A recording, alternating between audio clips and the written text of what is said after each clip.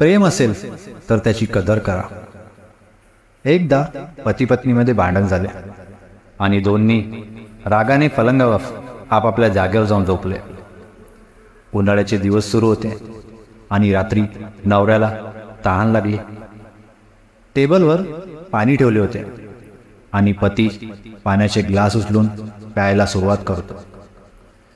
बायकोने रागाने विचारले की तुम्ही स्वतः पाणी का प्यायले. नवरा पण रागाने बोलतो, माझे हात पाय आता सलामत आहेत.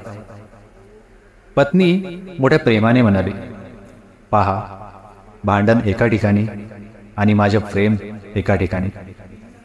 तुमची काळजी घेण्याचा हक्क माझ्यापासून हिसकावू नका.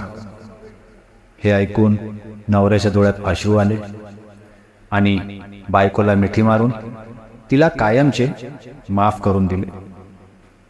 त्यानंतर काही वर्षांनी रात्री पतीला पुन्हा तहान लागली आणि त्यावेळी पत्नी सोबत नसते, कारण काही महिन्यांपूर्वी तिचे देहांत झाले.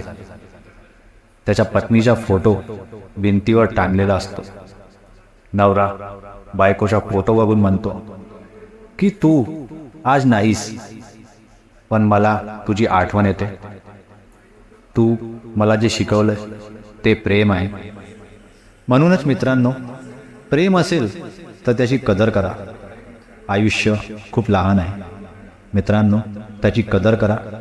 कोणी कधी सोडून जाईल हे कळतच नाही. मित्रांनो, भेटूया पुढच्या व्हिडिओमध्ये. तोपर्यंत आपली काळजी घ्या आणि नेहमी हसत राहा. व्हिडिओ आवडला असेल तर लाईक करा आणि चॅनलवर नवीन असाल तर सबस्क्राईब करा. धन्यवाद.